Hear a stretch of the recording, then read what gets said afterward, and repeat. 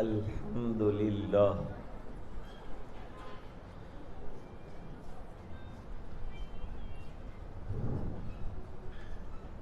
الحمد للہ وکفا وسلام علی عبادہ الذین اصطفیٰ اما بعد اعوذ باللہ من الشیطان الرجیم بسم اللہ الرحمن الرحیم من عمل صالحا من ذکر او انثى وهو مؤمن فَلَنُحْيِيَنَّهُ حَيَاةً طَيِّبَةً صدق اللہ العظیم۔ اللہم صلی علی سیدنا محمد وعلی آل سیدنا محمد وبارک وسلم۔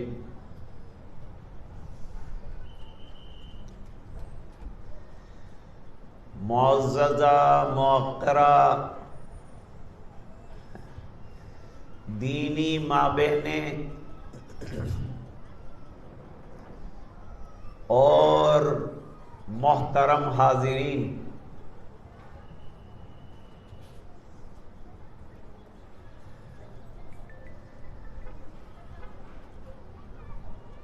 سب سے پہلی چیز جس کا ہمیں اہتمام کرنا ہے وہ ایمان ہے۔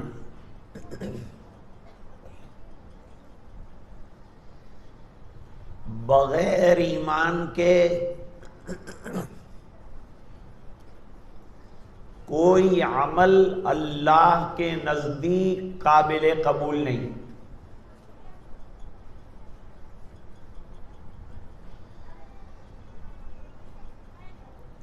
آج جو عنوان رکھا ہے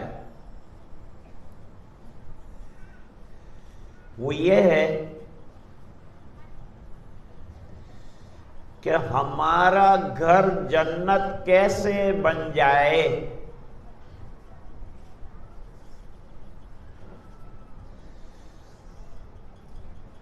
گھر کو جنت بنانے کے لیے ایمان والا ماحول اور اعمال صالحہ درکار ہیں۔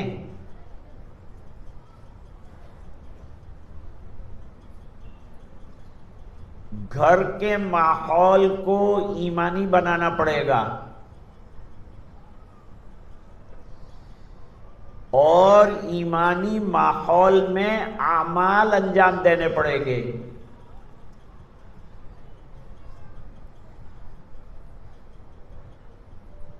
جب زندگیوں میں ایمان آ جائے گا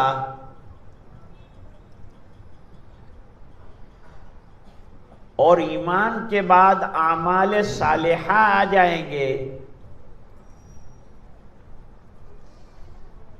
تو اللہ تعالی حیات طیبہ عطا فرمائیں گے۔ حیات طیبہ جنت ہے، دنیا میں بھی جنت اور آخرت میں بھی جنت، دونوں جگہ جنتوں کا معاملہ ہوگا۔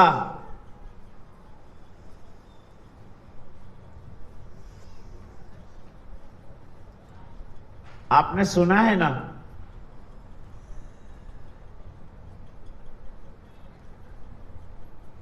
کہ صحابیات کیسی زندگی گزارتی تھیں۔ رابعہ بصری نے کیسی زندگی گزاری،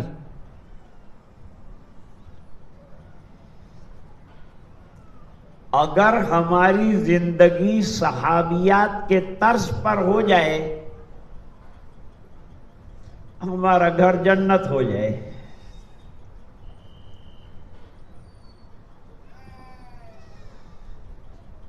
گناہ کرنے سے گھر دوزخ بن جاتا ہے. دوسری ایک اہم بات،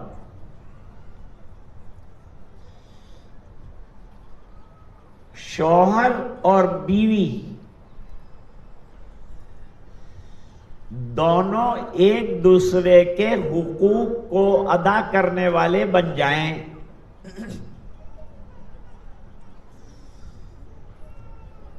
شوہر بیوی کا حق ادا کرے اور بیوی شوہر کا حق ادا کرے. دین حقوق کا نام ہے. جب دونوں طرف سے حقوق کی ادائیگی ہوگی گھر جنت بن جائے گا.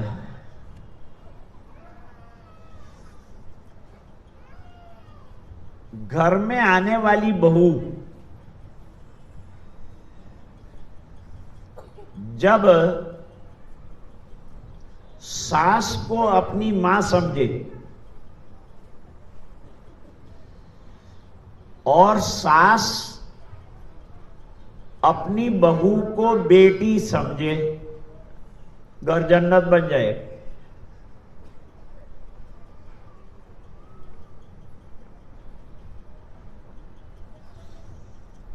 گھر کو جنت بنانے کا راستہ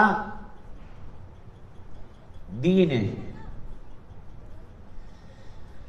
زندگیوں میں دین آ جائے تو زندگی جنت ہے اور زندگی میں دین نہیں آیا تو زندگی جہنم ہے. حدیث شریف میں فرمایا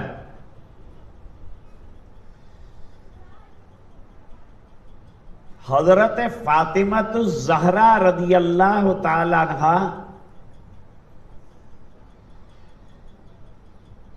جنت میں جانے والی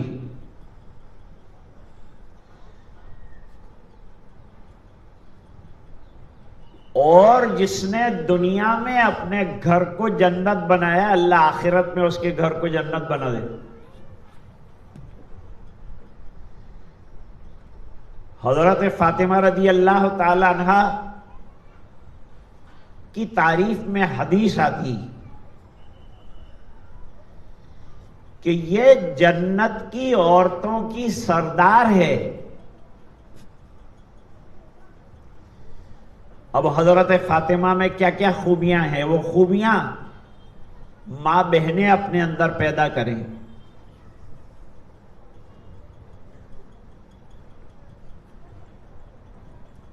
اب واقعات سے شروع کرتے ہیں.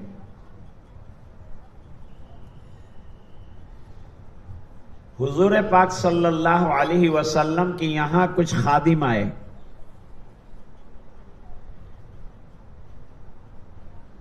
اور یہ خادم آپ صلی اللہ علیہ وسلم تقسیم کرنے والے تھے. حضرت علی رضی اللہ تعالیٰ عنہ کو پتا چلا تو خود تو کچھ نہیں کہا لیکن گھر جا کر حضرت فاطمہ رضی اللہ تعالی عنہا سے کہا کہ تمہارے ابا کے پاس خادم آئے ہیں لہذا تم جا کر ایک خادم مانگ لو. اگر تم خادم مانگ لاؤ گی تو تمہارا کام آسان ہو جائے گا. ابھی جو تکلیف ہے اس تکلیف میں کمی آ جائے گی. وہ کیا تکلیف ہے؟ چکی پیستے پیستے ہاتھوں کے اندر گٹھے پڑ جاتے ہیں اور مشکیزہ اٹھاتے اٹھاتے کندھے کے اوپر رسی کا نشان بن جاتا ہے. لہذا تم جاؤ.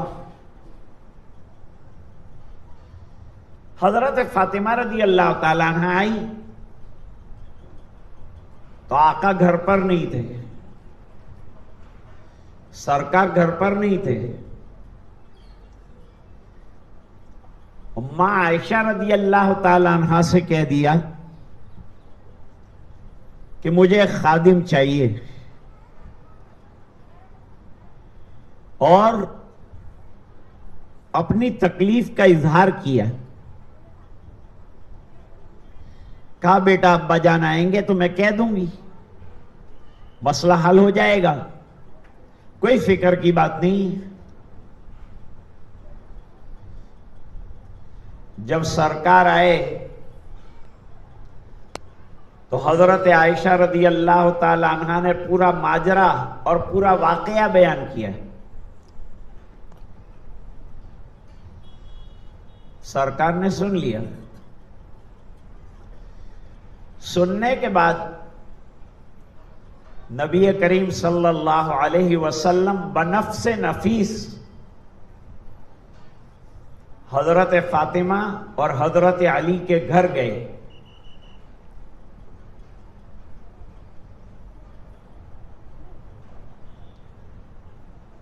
دونوں کے بیچ میں بیٹھ گئے اور حضرت فاطمہ سے پوچھا کہ کیا ماجرا ہے. حضرت فاطمہ پیاری بیٹی ہاتھ کے گٹھے دکھائے، سینے کے نشان دکھائے. اچھا تو بیٹی تو چاہتی ہے کہ تجھے خادم ملے. یہ جو خادم ہیں اور جو غلام آئے ہیں یہ میں نے فلان خاندان کے لوگوں کو دینے کے لیے رکھے ہیں، تو بیٹی یہ تجھے نہیں مل سکتے، تجھے نہیں ملے گی. تو ابا مجھے کیا ملے گا؟ یہاں سے ایمان کی بات شروع ہوتی ہے. ایمان کس کو کہتے ہیں؟ جو کرتے ہیں اللہ کرتے ہیں، اللہ جو کرے اس کے اوپر راضی ہو جانا، اللہ کی مرضیات پر چلنا، اس کا نام ایمان ہے. رسول اللہ جو کہہ دیں اس پر راضی ہو جانا، سرکار کے نقش قدم پر اپنے آپ کو چلانا، یہ کامیابی ہے، بہترین راستہ ہے. کامیابی اللہ نے سنتوں میں رکھی ہے، دنیا اور آخرت کی کامیابی. سنت کی مثال ایسی ہے جیسے کشتی نوح. جو لوگ نوح علیہ السلام کی کشتی میں بیٹھے، اللہ نے ان کو پار لگا دیا. اس طرح جو سنتوں والی کشتی میں بیٹھ گیا جنت کے پار اتر جائے گا، اللہ تعالیٰ اس کو کامیاب کر دیں گے. فرماتے ہیں بیٹی میں تجھے خادم سے زیادہ اچھی چیز دوں. موجودہ دور کی لڑکی اس کو پسند نہیں کرے گی، لیکن آقا کی بیٹی پسند کر رہی ہے کیونکہ جنتی لڑکیوں کی اور عورتوں کی سردار ہے. اس لیے دنیا پر نظر نہیں ہے، نظر آخرت پر ہے، نظر ابا کو راضی کرنے پر ہے. معلوم ہے کہ ابا راضی تو اللہ راضی. اس بنا پر کوشش کر رہی ہے کہ ابا جان راضی ہو جائے اور میں اللہ کو راضی کر لوں، میری جنت بن جائے، میری آخرت بن جائے.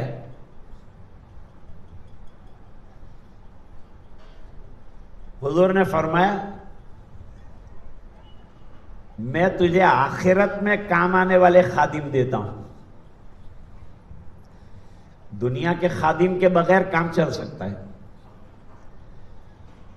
لیکن یہ خادم ایسے ہیں کہ جس دن ایک ایک نیکی کی ضرورت پیش آئے گی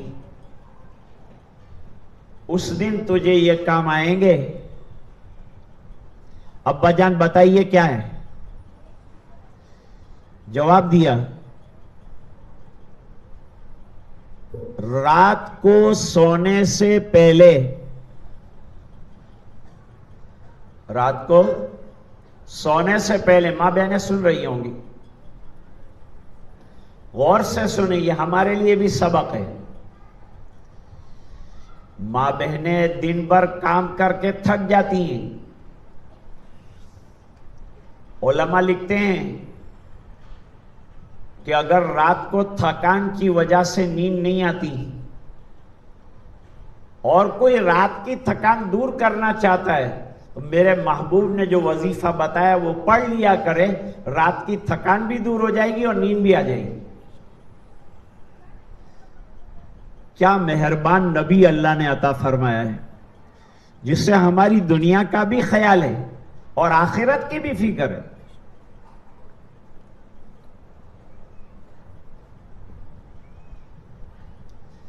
بیٹا فاطمہ 33 مرتبہ سبحان اللہ پڑھنا، سونے سے پہلے 33 مرتبہ سبحان اللہ پڑھنا اور 33 مرتبہ الحمدللہ پڑھنا اور 34 مرتبہ اللہ اکبر پڑھنا. یہ تیرے لیے خادموں سے بہتر ہے اور یہ اس دن کام آئیں گے جس دن دنیا کے خادم کام نہیں آئیں گے.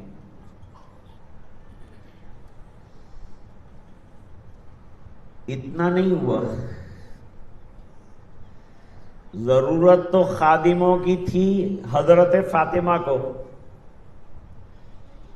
لیکن سرکار نے علی سے کہا علی تم بھی پڑھنا. سرکار کا حکم ہے. ان تسبیحات کو کیا کہتے ہیں ماں بہنوں؟ تسبیحات فاطمہ. اس کا نام ہے تسبیحات فاطمہ. آج سے میری ماں بہنوں اس کا اہتمام کرنا اور سونے سے پہلے اس کو ضرور پڑھنا. سرکار نے حضرت علی کرم اللہ وجہہ سے کہا تم بھی پڑھا کرو، سونے سے پہلے تم بھی پڑھا کرو. جی سرکار میں بھی پڑھوں گا. کتنا پڑھا؟ 30 سال کے بعد جنگ صفین ہوئی حضرت امیر معاویہ کے ساتھ. لڑ کر خیمے میں آئے، خیمے میں اور بھی لوگ تھے، کونے میں بیٹھ کر زخموں کے مارے حضرت علی رضی اللہ تعالی عنہ تسبیحات پڑھ رہے ہیں. ساتھیوں نے پوچھا امیر المومنین 30 سال پہلے آقا نامدار جناب رسول اللہ صلی اللہ علیہ وسلم نے آپ کو تسبیحات بتائی تھی، اس پر عمل ہے آپ کا؟ فرمایا جس دن سے میرے آقا نے بتائی اس دن سے لے کر آج 30 سال ہو گئے، کبھی ناگانی ہوئی. گھر جنت بنے گا، آخرت بھی بن جائے گی. اوراد اور وظائف کے پڑھنے سے دل کو سکون ملتا ہے.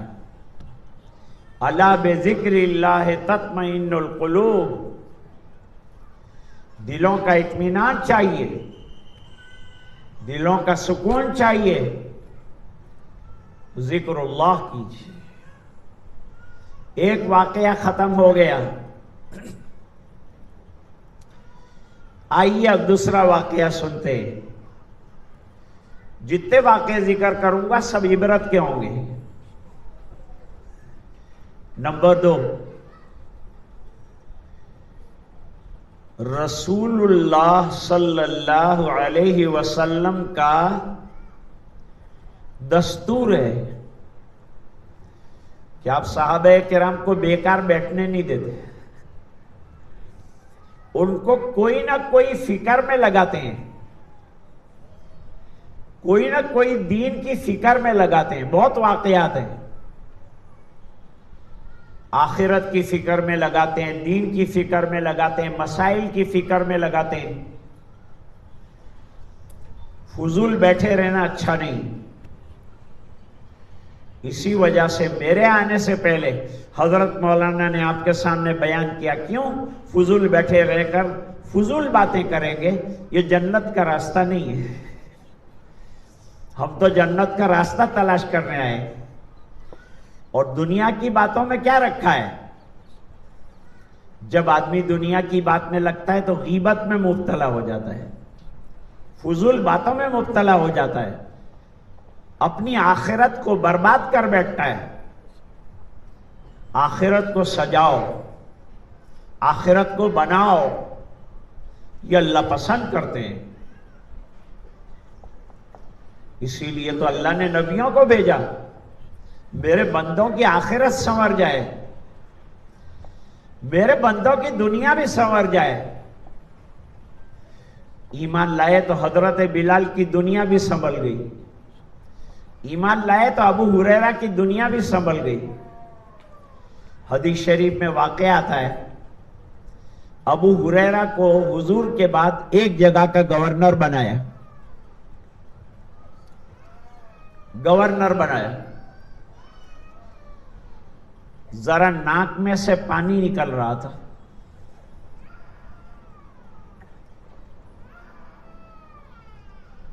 حضرت ابو ہریرہ نے جیب میں ہاتھ ڈالا. یہ وہ ابو ہریرہ ہیں جن کو کھانے کے بھی لالے پڑتے تھے، فقر و فاقہ کی زندگی حضور کے زمانے میں گزارتے تھے. علم حاصل کرنے کے لیے محنت کرتے تھے، بھوکے رہتے تھے. آج ہم کھا پی کر خالی تھوڑا سا علم حاصل کرتے ہیں. یہ علماء کا کرم ہے کہ انہوں نے ہم کو جمع کر دیا تاکہ ہم دین کی 2 باتیں سن لیں، ہماری دنیا سنور جائے، ہماری آخرت سنور جائے. اس کی انہوں نے کوشش کی. اللہ جزائے خیر عطا فرمائے، علماء کی محنتوں کو قبول فرمائے. علماء ہمیشہ فکرے کرتے ہیں اور آخرت کی فکر کرتے ہیں، اور امت راہ راست پر رہے اس کی فکرے کرتے ہیں. حضرت ابو ہریرہ نے جیب میں ہاتھ ڈالا تو ایک رومال ہاتھ میں آیا.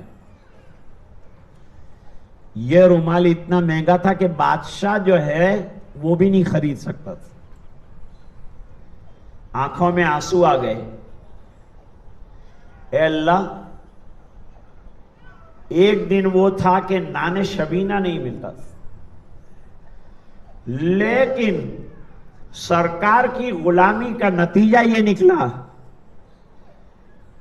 کیا آج یہ غلام ایسے کپڑے سے ناک صاف کرتا ہے جس کے پہننے کے لیے بادشاہ بھی ترستا ہے؟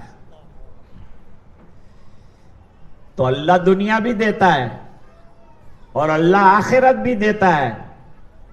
شرط یہ ہے کہ اس کے احکام پر زندگی گزارنے والے بن جائیں. دربار نبی میں صحابہ کرام جمع ہیں. صحابہ کرام بیٹھے ہوئے ہیں. حضور نے ایک سوال پوچھ لیا، میرے صحابیوں ایک بات بتاؤ، مردوں کے لیے کیا اچھا ہے، عورتوں کے لیے کیا اچھا ہے؟ اب تو بہت سی چیزیں ہیں جو اچھی ہیں، مردوں کے لیے بھی بہت سی چیزیں اچھی ہیں، عورتوں کے لیے بھی بہت سی چیزیں اچھی ہیں، لیکن کون سی چیز اچھی ہے؟ سب سے بہتر کیا ہے؟ حضرت علی بھی موجود ہیں، وہ بھی غور کرنے لگے، صحابہ بھی غور کرنے لگے، لیکن ملتا نہیں کچھ اچھا۔ نماز بہتر ہے، قرآن بہتر ہے، سنت بہتر ہے، لیکن حضور کو کچھ اور مطلوب ہے، سرکار کچھ اور چاہتے ہیں۔ مردوں کے لیے سب سے بہتر کیا ہے؟ عورتوں کے لیے سب سے بہتر کیا ہے؟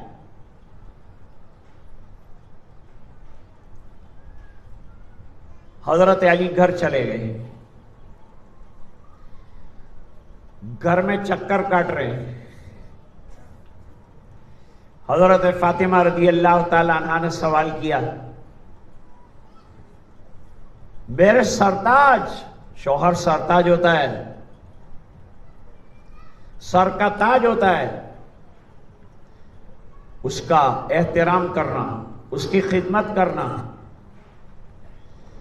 حدیث شریف میں کتنی اچھی بات بتائی، نبی کریم صلی اللہ علیہ وسلم نے فرمایا، ایک بیوی انتقال کر گئی، ایک عورت انتقال کر گئی، اللہ کے دربار میں پہنچا دیے گئے۔ حق تعالی شانہ نے فرشتوں سے پوچھا، میرے فرشتوں یہ بتاؤ کہ اس کا شوہر کے ساتھ معاملہ کیسا رہا؟ فرشتے اعمال نامہ دیکھتے ہیں، اعمال نامہ چیک کرنے کے بعد کہتے ہیں کہ اللہ، یہ شوہر کی بہت فرما بردار تھی، شوہر کی خدمت کرتی تھی، شوہر کی خدمت ہمیشہ انجام دیتی تھی۔ چلو ایک چیپٹر تو کلوز ہو گئے، اب یہ بتاؤ میری عبادت کا کیا حال رہا؟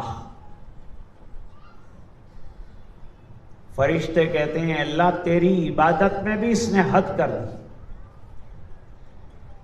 یہ تیری بھی فرما بردار رہی اور شوہر کی بھی فرما بردار رہی۔ اللہ تعالیٰ فرشتوں سے فرماتے ہیں جنت کے 8 دروازوں میں سے جون سے دروازے سے یہ داخل ہونا چاہے اس کو داخل کر دو۔ جنت مل رہی ہے، کن کو ملے گی جنت؟ جس نے دنیا کے اندر اعمال صالحہ کیے اس کو وہاں جنت ملے گی، اور اعمال صالحہ کرنے کی وجہ سے اللہ تعالیٰ دنیا کو بھی جنت بنا دیتے ہیں۔ گھر میں سکون ہو جاتا ہے، اطمینان ہو جاتا ہے، نہایت چین نصیب ہوتا ہے۔ ایک جملہ میں کہا کرتا ہوں ہمیشہ، وہ جملہ یہ ہے کہ سنتوں میں راحتیں ہیں اور خلاف سنت میں پریشانیاں ہیں۔ جتنا سنت پر عمل کریں گے نہایت شانتی اور سکون نصیب ہوگا۔ اب حضرت علی چکر کاٹ رہے، میرے سرتاج فرمائیے کیا بات ہے، اتنے پریشان کیوں ہیں؟ دربار رسول سے آئے اور اتنے پریشان؟ ارے تیرے ابا نے سوال ہی ایسا کر دیا کہ ہم پریشان ہو گئے۔ ابا جان نے کیا سوال کیا بتائیے؟ کہا تیرے کام کا نہیں، بڑے بڑے صحابہ جواب نہیں دے سکے، تو کیا جواب دے گا؟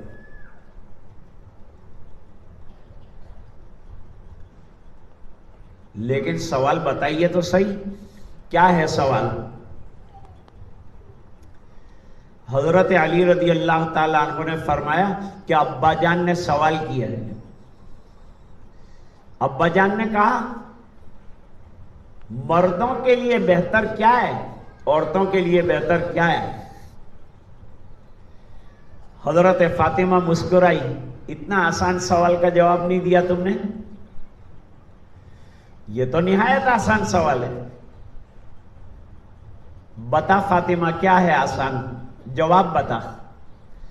فرمایا مردوں کے لیے بہتر یہ ہے کہ غیر محرم عورتوں پر اس کی نظر نہ پڑے، اور عورتوں کے لیے بہتر یہ ہے کہ غیر محرم مردوں پر اس کی نظر نہ پڑے. سب سے بہتر عمل ہے. جا کر سرکار سے کہا تو سرکار نے فرمایا یہ میری فاطمہ کا جواب ہے. وہ حیا کی پیکر ہے، اس بنا پر اس نے ایسا جواب دیا ہے. رات دن میرے پاس تعلیم حاصل کی، اس بنا پر اتنا بہترین جواب دیا ہے. 2 واقعات ہو گئے کہ نہیں؟ تیسرے واقعے پر آج کی بات کو انشاءاللہ ختم کریں گے.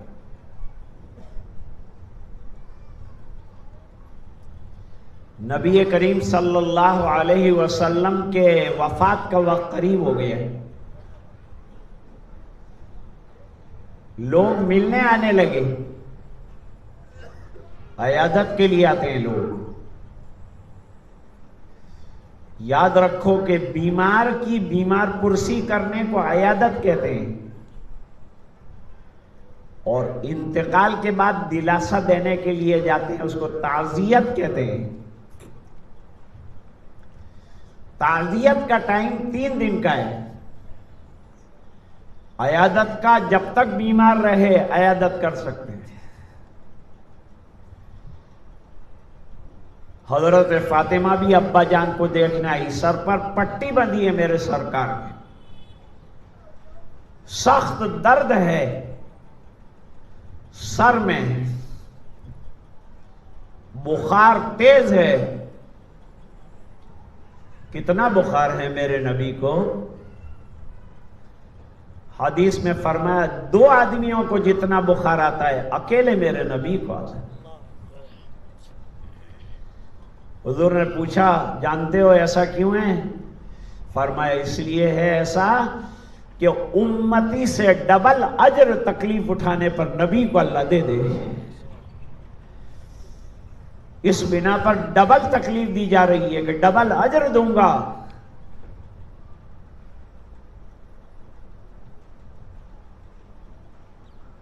اب حضرت فاطمہ رو رہی ہیں، وارا صحابہ،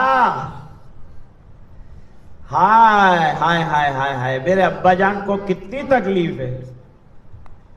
باپ سے پیار ہے نا، بہت پیار ہے، اس بنا پر یاد کر رہی ہیں، رو رہی ہیں. اشارے سے سرکار نے قریب بلایا، فاطمہ قریب آ جاؤ. حضرت فاطمہ قریب آ گئی. فرمایا اور قریب آ جاؤ، اور قریب آ گئی. کان ہونٹوں کے پاس لگا دیے. جیسے ہی حضور کے ہونٹ ہلے فاطمہ رونے لگی، زاروں قطار رو رہی. لوگ دور بیٹھے ہیں دیکھ رہے ہیں لیکن پوچھ نہیں سکتے، راز کی بات ہے. راز مت پوچھا کرو کسی کے، اپنے راز کو راز رکھو اور دوسروں کے راز مت کھولو، مت پوچھو راز. کوئی عورت کسی کے یہاں کیوں گئی ہمیں کیا معلوم، وہ عورت اس سے کیوں ملتی ہے ہمیں کیا پڑی.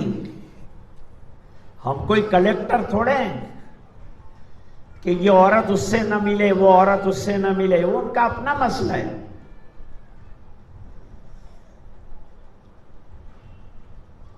تھوڑی دیر ہوئی کہ بیٹی کو روتے ہوئے دیکھا تو سرکار کو چین نہ آیا، پھر اشارہ کیا. اشارہ بھی کمزور تھا کیونکہ سرکار خود کمزور ہو گئے تھے، بول نہیں سکتے تھے زور سے. سرکار نے قریب کیا، بڑی ہنسنے لگی. ایک دفعہ روئی ایک دفعہ ہنسی. سرکار دنیا سے چلے گئے، واقعہ ختم ہو گیا، وفات ہو گئی میرے آقا کی. بڑے غم کا دن تھا، بڑے افسوس کا دن تھا۔ مدینہ میں سب سے بڑی خوشی کا دن سرکار کے آنے کا دن ہے، اور مدینے والوں کا سب سے بڑا غم سرکار کے جانے کا دن ہے۔ سارا مدینہ غم میں ڈوبا ہوا ہے، لوگ کونوں میں بیٹھ کر رو رہے ہیں، آقا چلے گئے، وحی کا سلسلہ چلا گیا، جبریل کا آنا چلا گیا، قرآن کا اترنا چلا گیا۔ ہائے ہائے اب کیا ہوگا، امت کا کیا ہوگا، اس میں رو رہے ہیں۔ اللہ تعالیٰ نے امت کے لیے راستے کھول دیے، سرکار راستے بتا کے گئے تھے، وہ راستوں پر امت چلی تو اللہ تعالیٰ نے کامیاب کر دیا، اور آگے بھی کامیاب کریں گے انشاءاللہ۔ طریقہ وہ اختیار کرو جو میرے آقا نے بتایا ہے۔ اب سرکار کی وفات کے بعد حضرت عائشہ رضی اللہ تعالی عنہ کے پاس ملاقات کے لیے حضرت فاطمہ رضی اللہ تعالی عنہ آئی۔ آج موقع تھا، ہر ایک کو یہ راز جو ہے معلوم کرنا تھا کہ سرکار نے آخر ایسا کیا کیا کہ روئی، اور سرکار نے کیا کہا کہ ہنسی۔ فرماتے ہیں کہ بیٹی فاطمہ نے فرمایا، جب پہلی مرتبہ ابا جان نے قریب کیا تو یوں کہا، بیٹا تیرے اور میرے ملاقات کے دن ختم ہو گئے، میرے دنیا سے جانے کا وقت بالکل قریب آ گیا ہے۔ یہ سن کر میرا دل ٹوٹ گیا اور میں رونے لگی کہ آج سے میرے باپ سے جدائی ہونے والی ہے۔ جدائی کا غم برداشت نہیں ہوا، اس بنا پر رو پڑی میں۔ تو پھر ہنسی کیوں؟ جواب دیا کہ ہنسی اس لیے آئی کہ دوسری مرتبہ ابا جان نے قریب کیا، اور قریب کرنے کے بعد فرمایا، بیٹا میرے دنیا سے جانے کے بعد 6 مہینے کے اندر اندر تو میرے پاس آ جائے۔ میں خوش ہو گئی کہ دنیا فانی کو چھوڑ دوں گی، ابا کے پاس ہمیشہ کے لیے چلی جاؤں۔ حالانکہ اس میں موت کی خبر ہے، ہو تو غمگین جانا چاہیے۔ کوئی آدمی دنیا سے جا رہا ہو، مر رہا ہو، ہم اس کے سرانے بیٹھ کر رو رہے ہیں، اور وہ ہم کو قریب بلا کر کہے کہ یہ ملک الموت نے مجھے خبر دی ہے کہ آپ بہت جلد میرے پاس تشریف لانے والے ہیں، وہ ہنسے گا کہ روئے گا؟ روئے گا کہ یار تیرے کو دکھا اور میں ہی دکھا، تیرے کو نظر آیا اور میں ہی نظر آیا، کیوں تعارف کر رہا ہے ملک الموت سے؟ میرا انٹروڈکشن کیوں کر رہا ہے تو نے؟ لیکن یہاں فاطمہ کو آخرت عزیز ہے۔ صحابہ دنیا میں جیتے تھے آخرت کے لیے، صحابیات دنیا میں جیتی تھی آخرت کے لیے، مرنے کے بعد کی تیاری کے لیے اللہ تعالیٰ نے دنیا میں ہمیں بھیجا ہے، اور جو مرنے کے بعد کی تیاری کی فکر کر کے دنیا میں رہے گا اس کا گھر جنت ہو جائے گا۔ جواب آیا کہ نہیں آیا؟ آج کا جو عنوان تھا وہ یہ تھا کہ ہمارا گھر جنت کیسے بنے۔ میں نے کئی طریقے آپ کے سامنے رکھے جس سے ہمارا گھر جنت بن سکتا ہے۔ اور لاسٹ اور فائنل بات سنو، اللہ فرماتے ہیں، یا ایھا الذین آمنوا قوا انفسکم واہلیکم نارا۔ یہ دنیا جو ہے نا آگ ہے، آگ، چاروں طرف گناہوں کی آگ ہے۔ یہ آگ کو باغ بنانا ہے تو اپنی اولاد کو نیک بناؤ، اپنی نسلوں کو دیندار بناؤ۔ میرے والد صاحب ایک لطیفہ بیان کرتے، ایک بچہ جا رہا تھا مسلمان، اس سے پوچھا کہ بیٹا تو نماز نہیں پڑھتا؟ اس نے کہا میرے ابا بھی نہیں پڑھتے۔ ارے بیٹا ابا تو بہت بیزی ہے، تو نماز پڑھا کر۔ اس نے جواب دیا میری امی بھی نہیں پڑھتی۔ ارے بیٹا یہ دونوں بیچارے کام میں ہیں، تو مسجد آیا کر۔ کہا میرے دادا جان جمعہ کو آتے ہیں۔ یہ بچہ کہہ رہا ہے کہ میرے گھر میں جنت والا ماحول نہیں ہے، جس کے گھر میں نماز ہے اس کے گھر میں جنت کی کیاری ہے، جس کے گھر میں نماز کی پابندی ہے اس کا گھر جنت ہے، جس کے گھر میں قرآن ہے اس کے گھر میں جنت ہے، جس کے گھر میں پردہ ہے اس کے گھر میں جنت ہے، جس کے گھر میں حیا ہے اس کے گھر میں جنت ہے، جس کے گھر میں سنتیں ہیں اس کا گھر جنت ہے۔ تو آج کا عنوان میرے خیال سے طے ہو گیا۔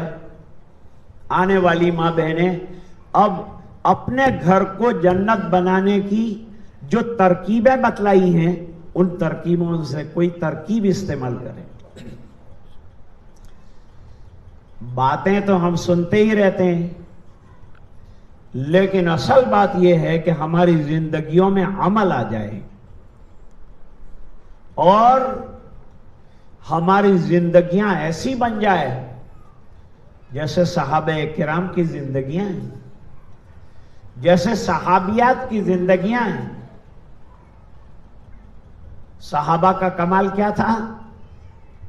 صحابہ کا کمال یہ تھا کہ جو بات کہی جاتی تھی حضور کی طرف سے اس کو دوسری مرتبہ دہرانا نہیں پڑتا تھا۔ اس سے پہلے صحابہ کرام اس کے اوپر ٹوٹ پڑتے تھے اور عمل کرتے تھے۔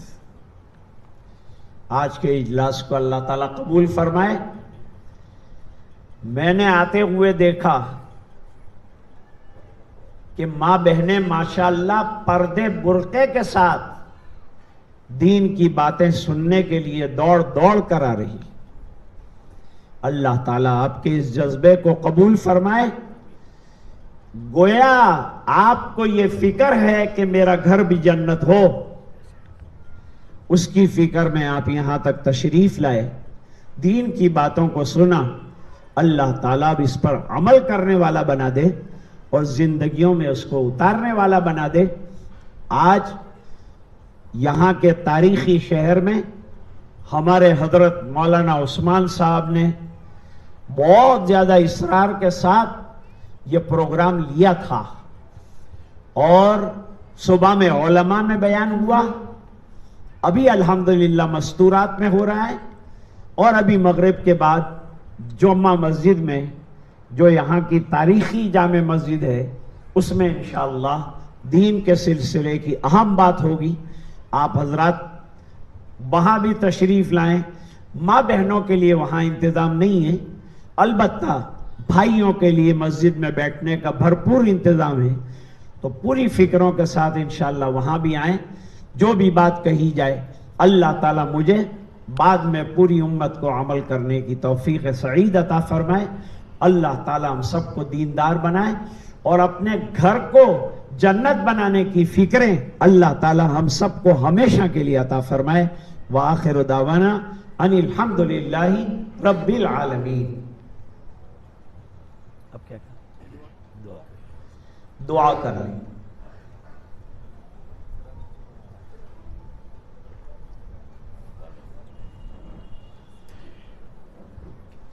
اللہم لک الحمد کلہ ولک الملک کلہ ولک الشکر کلہ وإلیک یرجع الامر کلہ علانیتہ وسرہ۔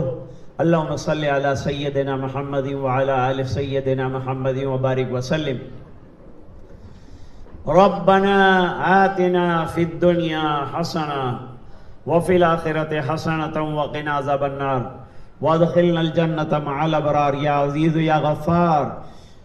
اللہم انا نسألک الہدى والتقى والعفاف والغنى۔ اللہم انا نسألک العافیہ فی الدنیا والآخرہ۔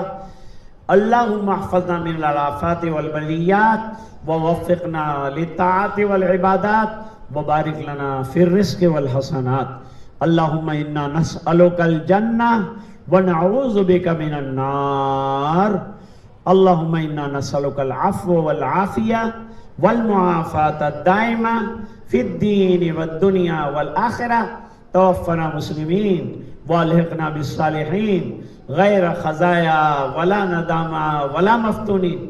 اے اللہ ہمارے گناہوں کو معاف فرما، کوتاہیوں سے درگزر فرما، اپنا فضل اور کرم شامل حال فرما، رحم کے اور کرم کے فیصلے فرما، اپنی رضائے دائمی عطا فرما۔ اے اللہ تو ہم سے راضی اور خوش ہو جا، ہمیں اپنا بندہ بنا دے۔ اے اللہ ہمارے گھروں کو جنت نما بنا دے۔ اے اللہ اعمال صالحہ کی توفیق عطا فرما دے۔ اے اللہ دین پر چلنے والا بنا دے۔ اے اللہ گھروں میں تلاوت قرآن کو جاری فرما دے۔ اے اللہ ماں بہنوں کو تلاوت کی توفیق عطا فرما۔ اے اللہ گھر کے ہر فرد کو تلاوت کی توفیق عطا فرما۔ اے اللہ نمازوں کی پابندی نصیب فرما۔ اے اللہ سنتوں پر عمل کرنا عطا فرما۔ اے اللہ زندگی کا بہت بڑا حصہ ہم نے تیرے احکام کو توڑ توڑ کر گزارا۔ اے اللہ اس جرم عظیم کو معاف فرما، باقی زندگی طاعت والی بنا دے، عبادت والی بنا دے، انابت والی بنا دے، تیرے سامنے رونے والا بنا دے، تجھ سے مانگنے والا بنا دے، تجھ سے لینے والا بنا دے، تیری رضائے دائمی سے ہمیں مالا مال فرما دے۔ در در کی ٹھوکریں کھا کر تیرے در پر آئے ہیں، اور اے اللہ تیرے در سے اگر نکال دیے گئے کوئی اور دروازہ نہیں جہاں جا کر بھیک مانگیں گے۔ اے اللہ اپنے دروازے سے ہمیں محروم نہ فرما۔ اے اللہ اگر تو نے کرم فرما دیا تو تیری شان میں کوئی کمی نہیں آئی، لیکن ہم جیسوں کی بگڑی بن جائے گی۔ اے اللہ ہماری بگڑی بنا دے، امت کی بگڑی بنا دے۔ اے اللہ بہت سی ماں بہنیں ہاتھ اٹھا کر تجھ سے مانگ رہی ہیں، بہت سے بھائی ہاتھ پھیلا کر اللہ تیرے دربار میں عرض کنا ہے۔